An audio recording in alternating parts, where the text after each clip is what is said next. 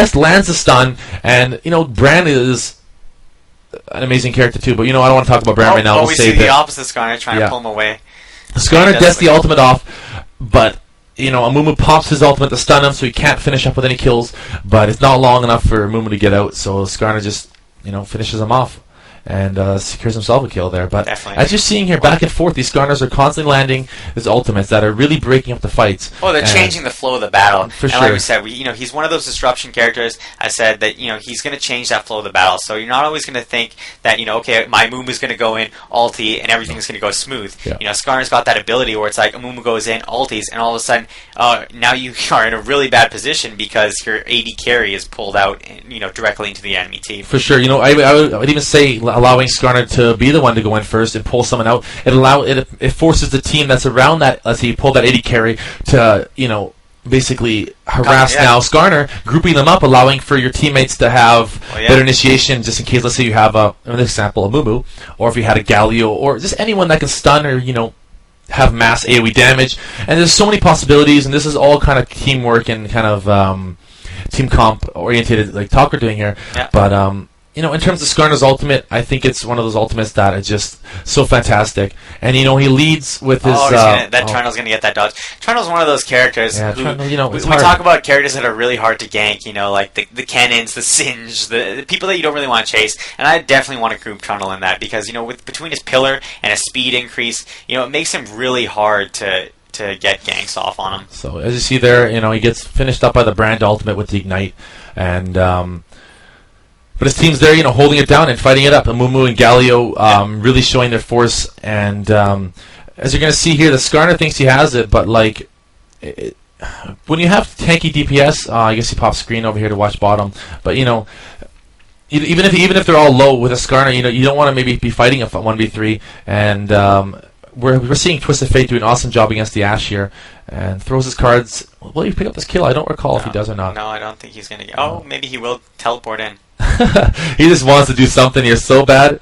Yeah, so he picks up the kill and gets out successfully. Of course, Asylum, VVV Asylum is coming back down from his death. He's going to go support his teammate. He's got 3 low teammates. He's going to go help him out, I think.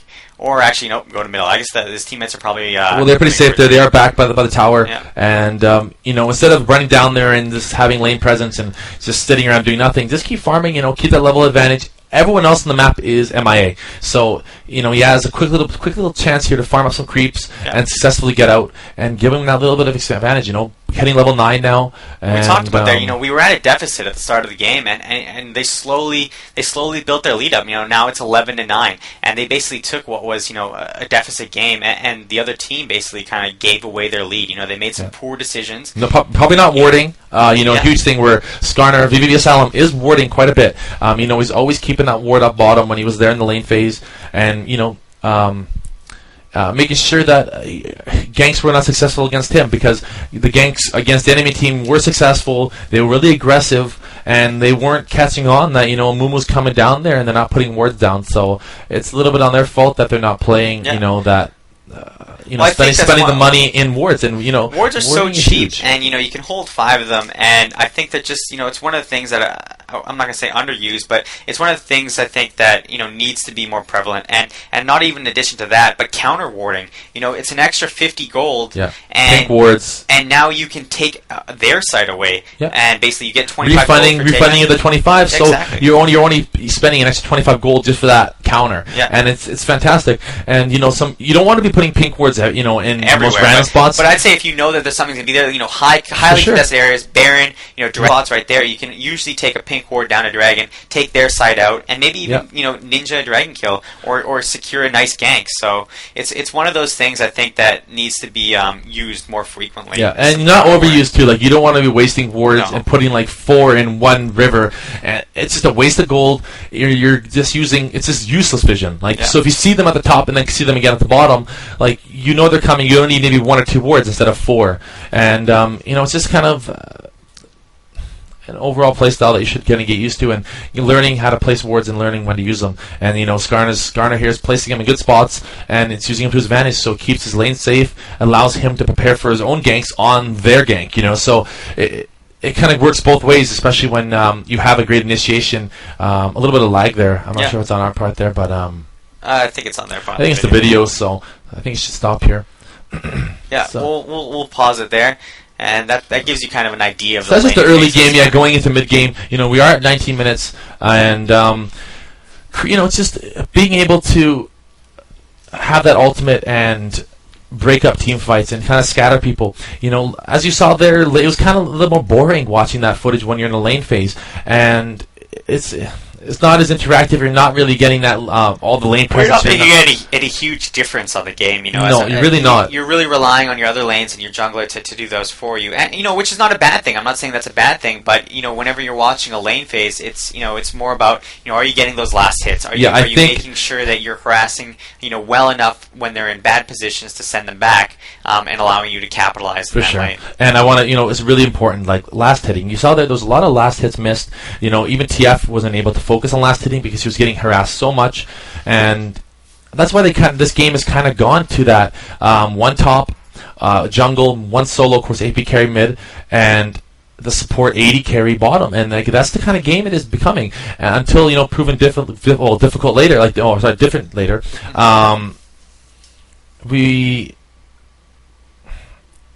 We need to be proven otherwise, because Skarner and the TF, it was still a successful game because of the Mumu jungle. Yeah, well, those junglers, they can play a huge crucial role. So no matter what position you're playing, like I said, if you're paying attention and you're allowing your team to capitalize on those points, where the other team may be making a bad decision, like overextending at a bad time, that's what's going to set you apart from the other team.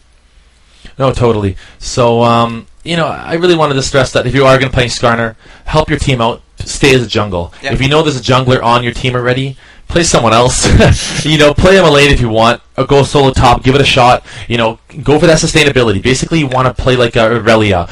You want to play like a tanky DPS that stays at the top and is able to, take some damage, heal yourself up, because you have that ability. Anti-carry idea, Skarner kind of has that. I don't think he's as effective as the Aurelias and the J4s and things like that, but he does have that disruption ability. He's that anti-carry. He can go in there, he's tanky enough that he can pick out the safe. At the start, play it safe. Carry, don't go for that kill at the start. Away, so. Play it safe in that top lane. You just worry about last hitting, and that's crucial. Worry about last hitting. If you know they're a little more aggressive, play a little safe, and top lane is probably your best bet if you plan on playing him as a laning character. And of course, work on getting that Philosopher's Stone early on, so you get that passive gold, and then work on getting Sheen and Mercury Treads, because you want to stay alive and you want to be able to stay in that lane, and just work on last hitting until about maybe the 15 to 20 minute mark, when you've established enough gold to work your way into some of the more tanky or DPS items, and then start roaming a little bit, and the game kind of changes then, because it's no longer the lane phase, is now it's a roaming game, and you become a jungler, you can do anything you want. So that sums up pretty much Skarner, and he's still a fairly new champion, so a lot of things can change. I'm sure he's going to undergo changes in the future, but for now, he is a solid champion overall. Definitely, I would definitely see him in a jungle role more than a lane phase, like we're talking about, and we'll just kind of see what happens in the next few weeks. How people take him. They might adjust the builds. Maybe our build is working for us now. Early. Yeah, exactly. Yeah, so but there might be a better build in the future. That someone might find out. And feel free to leave us comments on what you think of VV Asylum's build.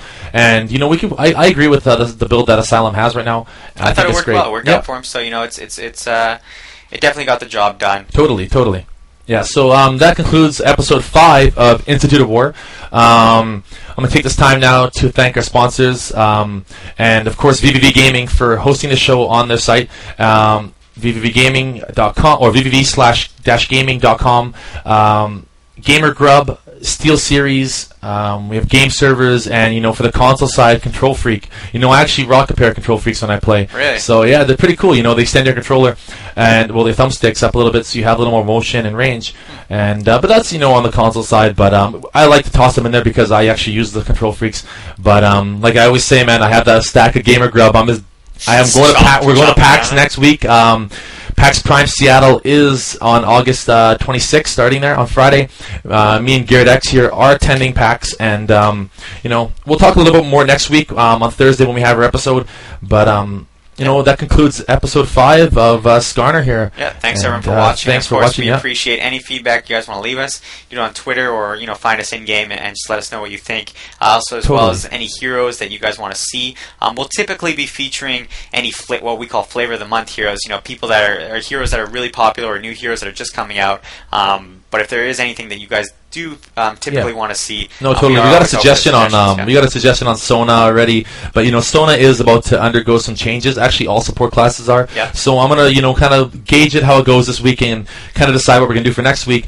But we might recap on maybe an older hero that hasn't been changed in a while and kind of see how it goes from there. So once again, find our VODs. Video on demands on our YouTube page. Please subscribe.